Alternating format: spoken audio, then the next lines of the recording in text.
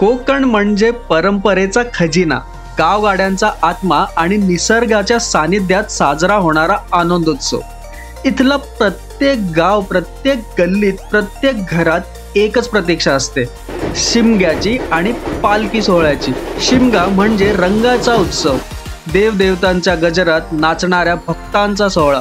वर्षभर ज्याची आतुरतेने वाट पाहिली जाते तो पालखी सोहळा म्हणजे भक्ती आणि श्रद्धेचा कळस। पायात काटे, रस्त्यात दगडी, उन्हाने तापलेला रस्ता, पण या सगळ्यांवर मात करणारी भक्तांची ओढ। ही गोष्ट आहे कोकणातील त्या भावनिक प्रवासाची जो प्रत्येक मराठी माणसाच्या मनाशी जोडलेला आहे। चला तर मग अनुभवूया हा पवित्र सोहळा।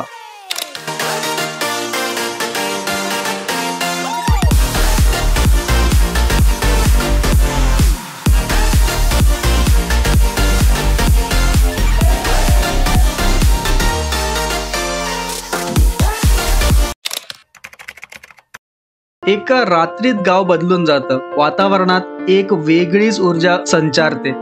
शिमग्याची तयारी, गावकऱ्यांचे थरथरणारे हृदय आणि गावात पालखी येण्याची उत्सुकता। वर्षानुवर्ष हीच परंपरा चालू आहे, शेजारच्या गावातून पालखी आणायची, तीही नंगे पाय। आज मानाची पालखी कदमवाडीमध्ये चालली आहे, कदमांकडे। आम्ही सर्व कदम मंडळी तुम्हाला आमंत्रित करतो आमच्या बरोबर जेवायला पोचवायला या।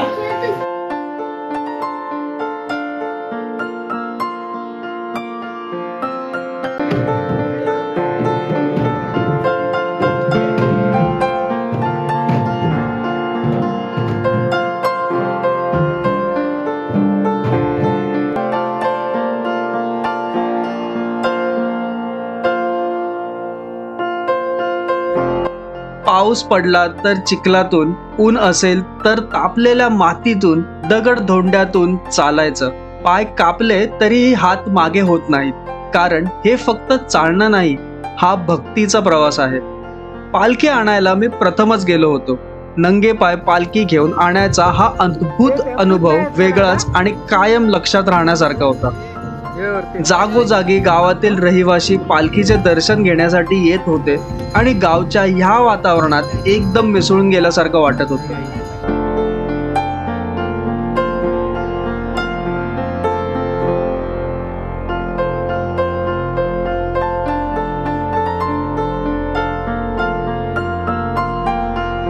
कधी उंच चढाण, कधी दाट जंगल, कधी काटेरी झाड, पण सोबत असते देवाभोवती प्रेम। आणि हा देवाचा जप करत गावकऱ्यांचे पाय थकत नाहीत, उलट ते अजूनच जोमाने नाचतात।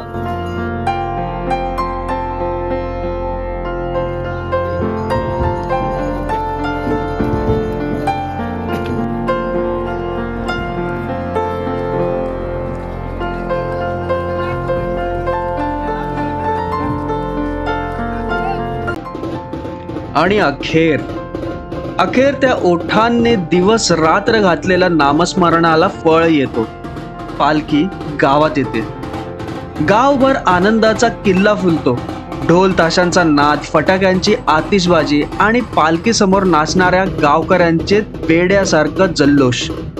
देवाची पालखी म्हणजे गावासाठी वरदान असतं, आशीर्वाद असतो।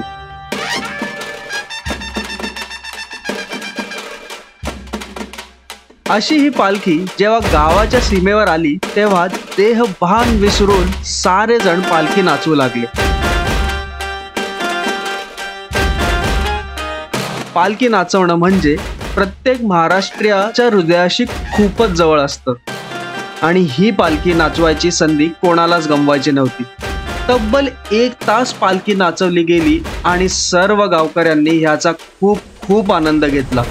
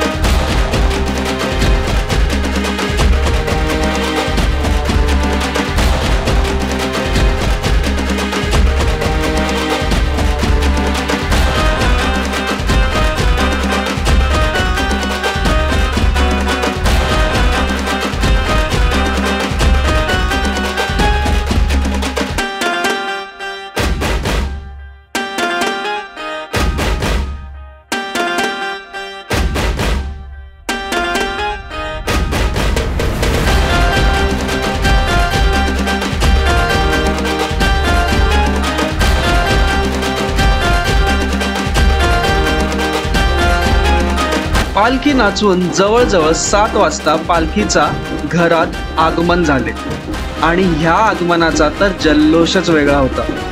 गावातील घरं रांगोळ्यांनी सजले होते, दारात तोरणं होती आणि पालखीच्या स्वागतासाठी ढोल ताशांचा गडगडाट होता।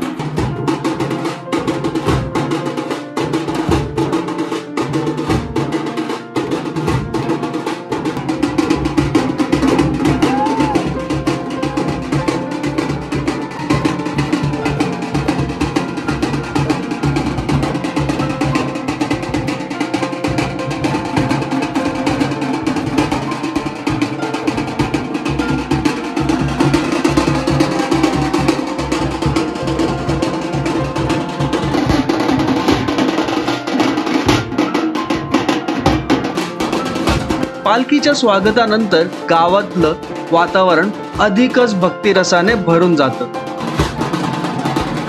गावकऱ्यांचे गळे साक्षात देवाच्या नावाने सूर लावतात।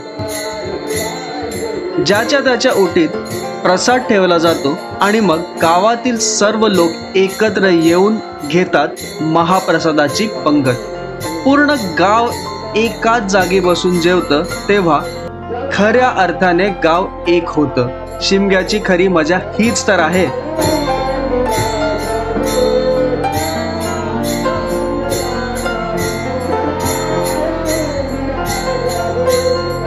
कोकणातल्या या 4 प्रमुख देव्या काळबाई, काळकाई, रुद्राई आणि वाघजाई या गावकऱ्यांच्या जीवनाचा आधार आहेत। काळबाई देवी ही देवी शक्तीची आणि पराक्रमाची प्रतीक आहे। असे मानले जाते की ज्या गावात काळबाईची कृपा आहे तिथे संकट फिरकत नाही।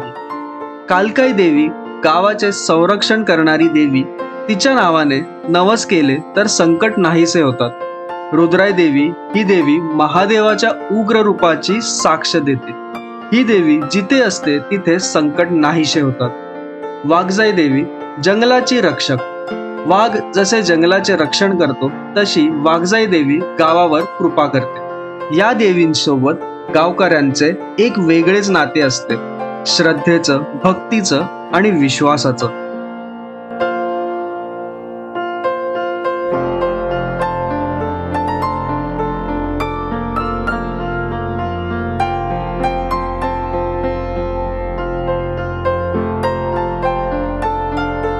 पण जशी पालखी गावात येते तशीच तिला परतही जावं लागतं। हीच प्रथा वर्षानुवर्ष चालत आली आहे व पालखी जाण्याआधी सर्व भाऊबंधू एकत्र येऊन देवीला गाऱ्हाणं घालतात आणि देवीचे आभार मानतात व क्षमा देखील मागतात। त्याच्यात काय चुका झाला असेल, चुकाटोपाटी मनाची मोकळी आपला इथपासून मुंबईपर्यंत, पुण्यापर्यंत, जिकडे तिकडे मुलगा बालगे कामात धंद्यात, नोकरी धंद्यात सर्वांना आपला सुखाचा वाटा द्यायचा आहे। जिकडे तिकडे भावकीची चतुर्थ नाही, सर्वांना आपला सुखपद घाल, तिष्ठावधर आकांदने सम्राट। ढोल मंद झाले होते पण मनात पालखीच्या आठवणी कायम राहतात। पुन्हा एकदा वर्षभराची प्रतीक्षा सुरू होते।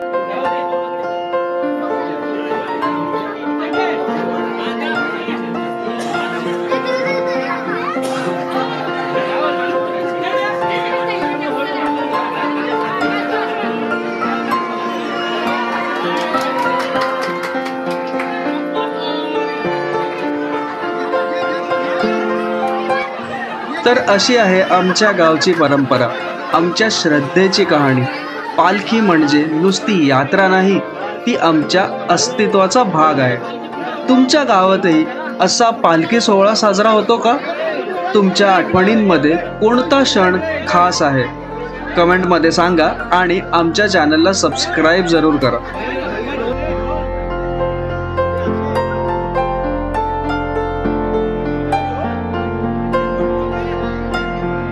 तर भेटूया अशाच एका इंटरेस्टिंग ब्लॉगमध्ये पुढच्या वेळेस। तोपर्यंत हसत राहा, फिरत राहा आणि मनात नेहमी म्हणत राहा, जय हरी विठ्ठल, जय शिवराय।